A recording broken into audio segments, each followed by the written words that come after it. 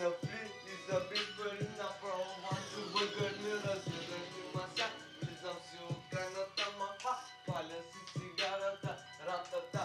Ето я снимарата, патруката не брега. Обикаля, търси някой как пакета си дойдава. Казва, че във Бориславово била тука хладното, но тревата била арното. Но взимам до парното да си свивам гагарото. Аз гагарен съм плавно, излитам тука отчаяно.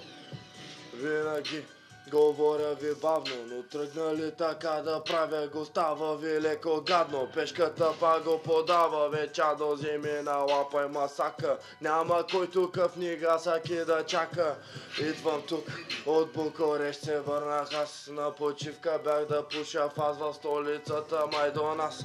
Тук до България не трябва да палим я след границата, що тука няма да хвани я. Той е полицай, но мисля, че си знай. Пешката кът тръгни да го прави наприш и закопай. Всяка друга кука от тука няма да го махам с юмрука. Просто казвам путко марш от тука.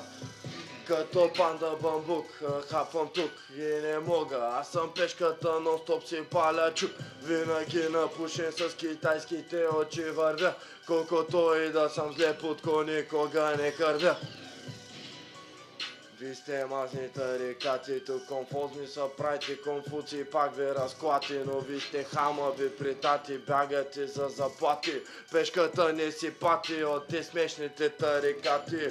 9-7 ми вика да ходим да вземем, но аз съм тука под колеко мазен и минавам с гребен. Не съм от Плевен, пуша материала тревен, ей дребен, бягай за дрога, щот си непотребен.